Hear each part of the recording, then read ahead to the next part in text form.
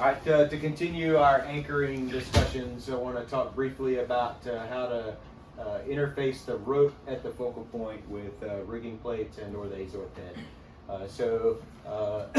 This simulates a rope coming into your rigging plate, and then I've put boxes where each of the ropes interface with the focal point.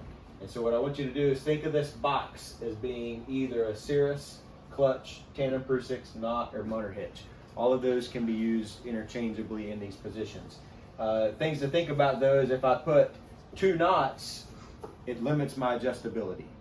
So I would say if you're going to use a knot, only use one, and then use one of these other picks as your interface so that gives you adjustability at the focal point.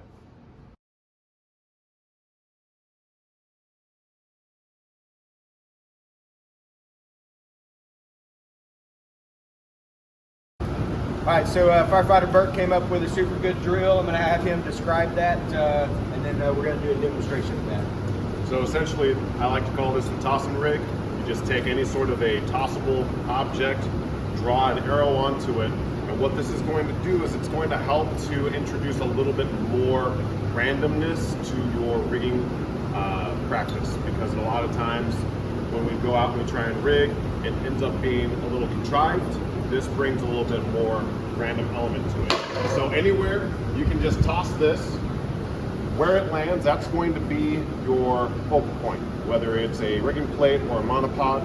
And then back behind where the arrow is pointing is where you need to rig up, because the arrow is pointing towards your edge. And so in this case, we would have a monopole set up here. We would need to decide our rigging solution back in this direction. And then Kat brought up a fun addition that you can do with this, is you can take a die, you can roll it, and depending on the number is how many feet off the ground you need to have your rigging set up. Focal point. Good deal. So super good company school you can do in your bay. You can walk around in any sort of wooded area. You can go into a building, just pitch this out, and then build a focal point where it lands. Direction. Okay, so we're about to demonstrate the Burke drill. A few details though that I want to point out, especially if you're working with a rigging pod.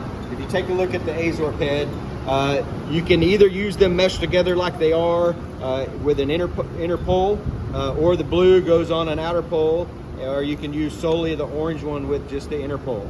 But here we've chosen to use both of them together. One thing you'll note on the rigging pod is it's got a small hole. Everybody always asks what it's for. It's to be able to interface with the blue head of the vortex to do some super weird stuff. Nothing that we've really introduced before. But as it pertains to this drill or building a multi-point anchor, point this towards your anchors. If our load of direction is this way, it prevents that little hole from occluding options on the front of the rigging plate.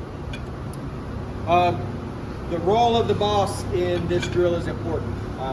If you just turn folks loose, the drill ends up taking a long time, whereas if you've got good leadership, it's concise, short, and everybody's got direction. So whoever's going to be in charge of building the anchor, find the focal where you want to be, whatever height you're going to put it at, and stay in that position, and use your crew to establish the multi-point anchor. So in this case, Matt's going to run the show. Engine 28 is going to build the multi-point anchor as a crew, but his job is to stay here, send his crew on task that have specific task location and objectives, and making sure that the outcome of what you send them off on is what you expect. That way the focal point ends up exactly where you want it. All right, so we've already determined that our focal point is here. Burke's tossed this out. The arrow points in that direction, so we know that our anchor field is back here. So go ahead and begin the drill. Okay. So actually, I want you to go inside, take a rope, take your Cirrus for adjustability right here, and connect to the jam hole inside those doors. Marcus, you grab another rope. You're going to split it. You're going to hard tie it in the stem hole in that door. Come center. Hard tie here with the loop, and then you're going to use your Cirrus. And we're going to tie the last leg Burke to the rack over there for the last anchor. Right, so the role of the guy in charge now is to just observe the crew and make sure those rope paths that you've chosen are appropriate for the task that you need them for. And as you're watching things happen, or as you get those inputs that you are going to get from a crew, those good ideas, you've got to decide, do we accept one or do we not? And so you're just observing that action happening and making sure that it's going to function and work for what you intended to do. Well, let's kind of walk around and see some time. So one of these legs is going to come through the door. We need an anchor in here from somewhere. We could do construction wraps, we could do stimples, but we've chosen to do a jam pole here. And so actually it's hard time to our jam pole. And then that rope can be extended out to our rigging pod.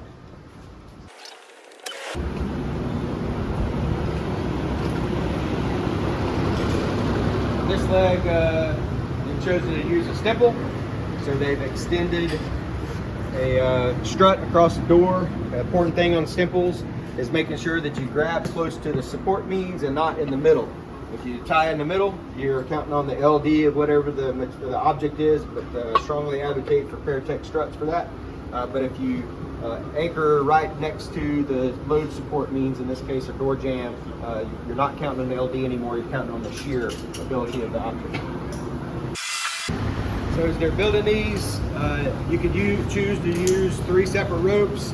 You could choose to use 2 like they have in this case, or as you're practicing these skills, you can even start challenging yourself to build multi-point anchors, 2, 3s, and 4s out of one rope. And just working on your knot craft and your rope craft to be able to do that well.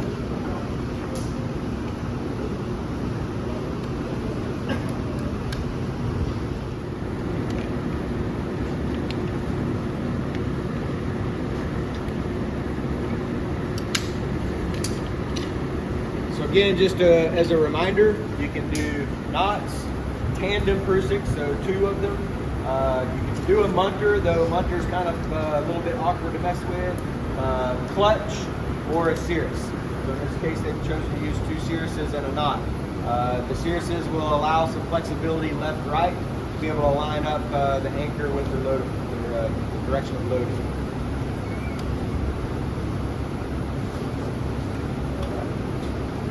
Pretty good. All right, it's as quick as that. So that's the Burke Drill. Get your company out there and give it a go. So add is whenever you're using a rigging pod or even rigging plates to be able to attach your clutches. If you attach the clutch directly, they want to lay flat. And if you get 2 of them laying flat, they end up kind of fighting at each other a little bit, and you end up with either handles out or in. It's kind of weird. They make fancy Gucci carabiners that twist it, called DNA carabiners. They're okay, but I found that this is a really good solution. 1, it gets you away from the rigging pod a little bit, but 2, it actually allows a little bit of twist here so that you can manipulate these as you need to. So if you just do a chain of 2 carabiners to attach your clutches and point your handles up, and you can have 2 people here running them side by side, and it functions really well.